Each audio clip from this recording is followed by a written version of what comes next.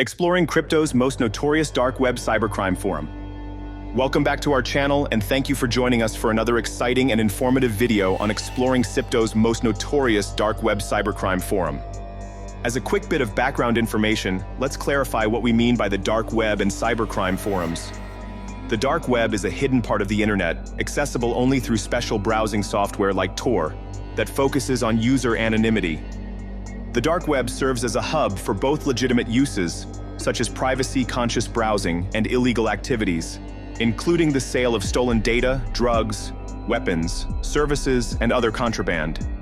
Cybercrime forums on the dark web are communities where hackers, fraudsters, and other criminals exchange information, tools, and services, often involving cryptocurrencies to facilitate anonymous transactions.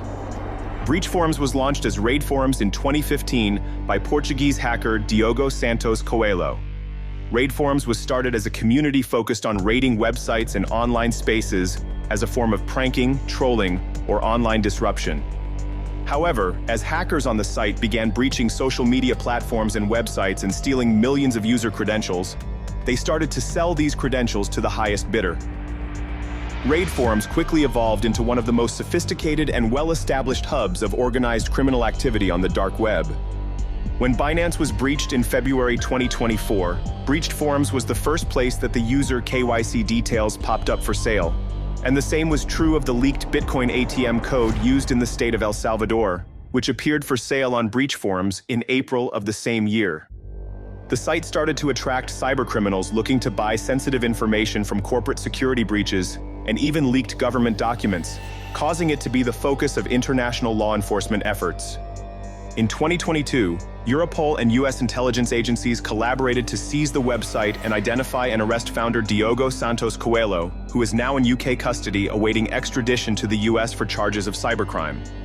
Raid Forums was quickly re-established as Breach Forums by a user called Purin, who was arrested by the FBI in 2023, and the site was taken over by another user called Baphomet.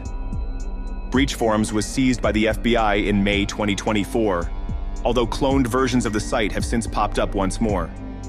While the site still boasts strong activity, as we're about to show, many online users have speculated that the website may be a honeypot or trap set up by the FBI to monitor cybercriminals and expose them for prosecution. Entering Breach Forums, you are immediately confronted with a barrage of proposed illegal activity.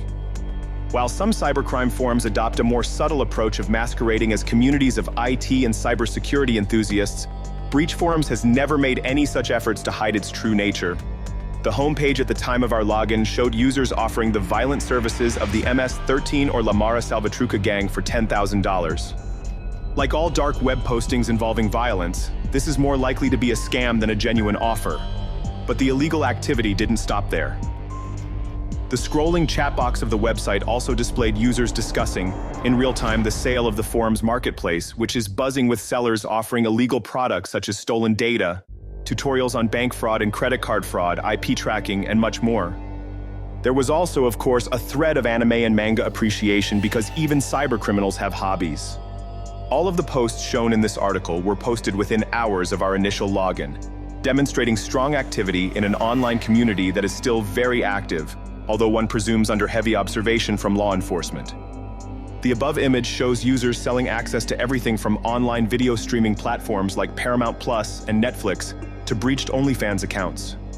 Posts in the leaked data subforum showed users selling data leaks, including bundles of email logins for C-suite directors of various companies, as well as ID documents from the UAE, India, Qatar, and Saudi Arabia, as well as a leak of files and images stolen from Saudi Arabian military emails.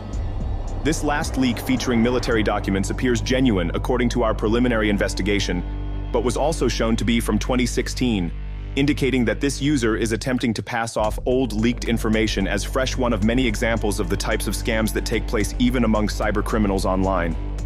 One user claimed to have exclusive access to an Australian health insurance Medbank leak, and Australia's Medbank was indeed breached by Russian cybercriminals in 2022 when the personal information of 9.7 Australians was stolen.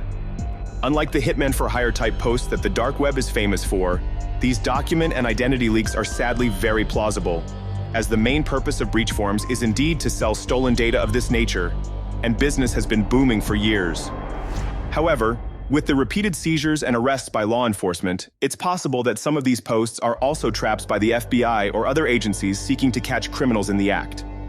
As well as stolen data, industrious cybercriminals also offer various services for hire on the dark web, invariably taking cryptocurrency as payment.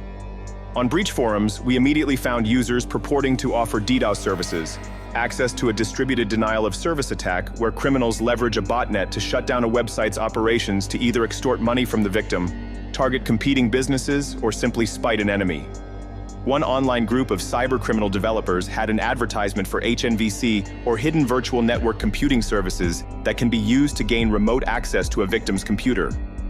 It was interesting to note that much like an ad for legal online services, the post had a detailed list of features and pricing options available and offered customer support in both Russian and English. Other services included services to provide phone numbers, allowing criminals to receive login codes to activate online accounts without identifying themselves or their own phone number. There was also bulk email senders used for illegal mass marketing campaigns for products, phishing scams, or other malware, and also saw advertisements for email flooders used to clog up the email inbox of an enemy in an effort to make the email unusable or to hide malicious activities such as warnings of attempted logins. One email flutter went to the trouble of creating what appears to be an AI-generated banner ad and logo for their service, the name of which we have censored so as not to advertise their services. There are entire threads dedicated to services selling access to remote online servers, programming services for web development, and even graphic design services, all of which could be used to create sophisticated scams such as fraudulent landing pages to steal victims' user data. Of course, while some of these services may be legitimate, many of them are likely fake, and due to the website being seized and reopened multiple times, the accounts here are all under 2 years old. Cybercrime forums often operate on an escrow basis, or on the basis of trust where a user has a proven track record of honest sales, whereas this new website has few measures in place to safeguard against scams. You will see several services advertising that they accept escrow payments, meaning a vetted third party holds funds until both parties are satisfied with payment, as with this developer offering pre-made phishing websites and landing pages. The willingness to accept escrow indicates that this user may indeed be selling what they claim to sell, although there are likely many scams involving escrow payments on this site as well. In fact, the site has an entire scam thread on the site that shows a log of users reporting on-site scams. User U732 reports that their efforts to scam others online backfired due to falling prey to a scam on breach forums themselves. They paid user PennyTradeX $300 for software that would allow them to bypass malware detection softwares and send malware-infected PDFs to their unsuspecting victims. The seller did not provide the goods, and when the moderator asked them for an explanation, they declined to respond, leading to their account getting banned. Another user reported a dispute with a different seller. In this case, the user spent $500 attempting to purchase database of user credentials breached from a Swiss insurance company, and an additional $1,300 trying to purchase the database of a Swiss retail outlet. They reported that they did not receive their illicit data in either transaction. Cybercriminals buy login data and user data in an effort to hack email and social media accounts to either gain access to a user's finances and rob them, or to gain access to sensitive information that they can further exploit. For example, a Darknet criminal might access a user's PayPal account and try to make unauthorized purchases or transfer funds directly to another account, or commit identity theft by applying for loans in someone else's name using their passport information.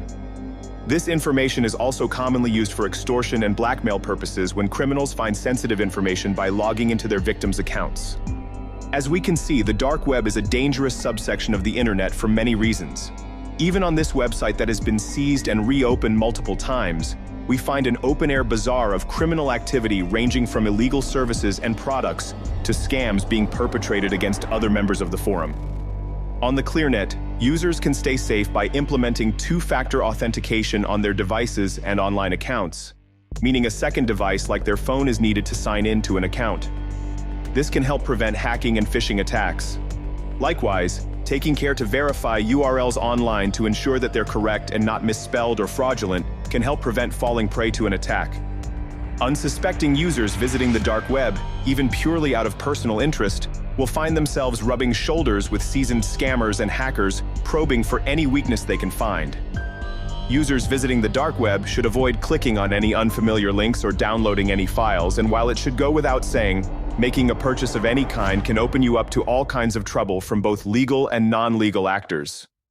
In fact, the best way to stay safe from the dark web is simply not to visit it in the first place. Let us do that for you. We aim to visit other corners of the dark web on a regular basis and give regular updates on our findings, keeping you up to date on the underbelly of the global internet. Thank you for watching, and if you liked this video, remember you can share any thoughts or questions in the comments, like, and subscribe for more videos just like this one. Stay safe, and see you all again soon.